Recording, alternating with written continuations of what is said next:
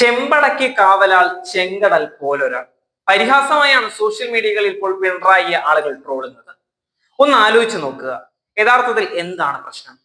പിണറായി വിജയൻ എന്നത് കേരളം കണ്ടതിൽ വെച്ച് മികച്ച ഒരു മുഖ്യമന്ത്രിയാണ് എന്ന് നമുക്ക് നിസ്സംശയം പറയാൻ സാധിക്കും.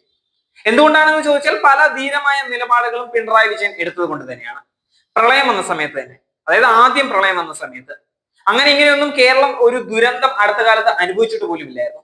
എന്നിട്ടും എന്നെന്നും ചെയ്യേണ്ട കാര്യങ്ങളും ചെയ്ത കാര്യങ്ങളും ഒക്കെ വൈകുന്നേരം വന്ന് വ്യക്തമായി പറഞ്ഞിരുന്ന മുഖ്യമന്ത്രിയാണ് പിണറായി വിജയൻ.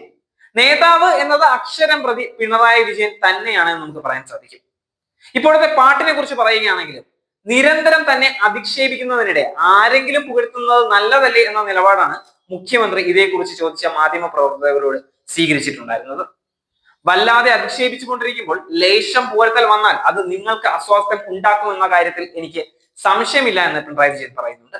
സകലമാന കുറ്റങ്ങളും എന്റെ തലയിൽ ചാർത്താൻ ശ്രമിക്കുന്ന ചില കൂട്ടരുണ്ടല്ലോ, അവർക്ക് വല്ലാത്ത വിഷമം സ്വാഭാവികമായും ഉണ്ടാകും.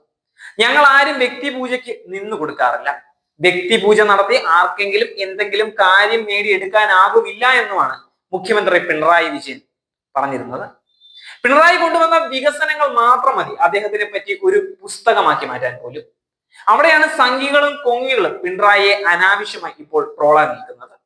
ഈ പാട്ടിൽ എഴുതിയ പൂവത്തൂർ ചിത്രസേനൻ പറഞ്ഞത് ജനനന്മയ്ക്ക് വേണ്ടി പ്രവർത്തിക്കുന്ന ഭരണാധികാരിയായ പിണറായി വിജയന് ഒരു പ്രജ എന്ന നിലയിൽ അർപ്പിച്ച സമ്മാനമാണ് ഈ പാട്ട് എന്നതാണ്.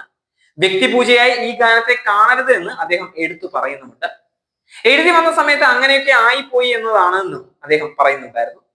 ഒരു മനുഷ്യൻ ചെയ്യുന്ന ഒരു നല്ല പ്രവൃത്തിയും വികസനത്തെയും ഒന്നും തന്നെ കാണാതെ എന്തെങ്കിലും കാര്യമില്ലാത്ത കാര്യങ്ങൾ ചൂണ്ടിക്കാണിച്ച് വിമർശിക്കുക, അത് പറഞ്ഞ് 4 കയ്യടി വാങ്ങുക, ഇതാണ് ഇന്ന് പലരുടെയും രീതി. പാലക്കാട് ഉപതെരഞ്ഞെടുപ്പിൽ പയറ്റിയതും അത് തന്നെയാണ്. രാഷ്ട്രീയം എന്നത് സംസാരിക്കാതെ, വികസന കാര്യങ്ങൾ ചർച്ചയാക്കാതെ വേറെ പല കാര്യങ്ങളും ചൂണ്ടിക്കാണിച്ച് പാർട്ടി വിട്ട് വന്നവനാണ് സരിൻ എന്നൊക്കെ അടച്ചാക്ഷേപിച്ച് വോട്ട് നേടിയവരാണ് കോൺഗ്രസുകാർ. വയനാട്ടിലെ കാര്യം എടുക്കുകയാണെങ്കിൽ പ്രിയങ്കയ്ക്ക് വയനാട്ടിലെ ഏതെങ്കിലും വഴിയെങ്കിലും അറിയാമോ? എന്തിനൊരു ഫോട്ടോ കാണിച്ചിട്ട് അത് വയനാടാണോ എന്ന് പോലും മനസ്സിലാക്കാൻ സാധിക്കാത്ത പ്രിയങ്കയാണ് അവിടെ ജയിച്ചത്. എന്തുകൊണ്ട്? കുടുംബ പാരമ്പര്യം മാത്രം. അല്ലാതെ അവിടുത്തെ വികസനത്തെ പറ്റി സംസാരിച്ചിരുന്നുവെങ്കിൽ പ്രിയങ്ക ആ ഏരിയയിൽ അടുപ്പിക്കില്ലായിരുന്നു വയനാട്ടിലെ ജനങ്ങൾ. ആകെ ചർച്ചയായ ഒരേ ഒരു സ്ഥലം, രാഷ്ട്രീയം ചർച്ചയായ ഒരേ ഒരു സ്ഥലം ചേലക്കരയാണ്. അവിടെ ഭരണവിരുദ്ധ വികാരം ഇല്ല എന്ന് തെളിയിച്ചിരിക്കുകയായിരുന്നു UR പ്രദീപ്. അദ്ദേഹം അവിടെ ജയിക്കുകയും ചെയ്തു. ഇവിടെ പിണറായിയെ കുറ്റം പറയുന്നവർ ഒന്ന് പത്രം എടുത്ത് വായിച്ചാൽ തീരാവുന്ന പ്രശ്നങ്ങളേ ഉള്ളൂ. അദ്ദേഹം കേരളത്തിനെ ചെയ്യുന്ന കാര്യങ്ങളൊന്നും മനസ്സിലാക്കുന്നത് എന്തുകൊണ്ട് നല്ലതായിരിക്കും.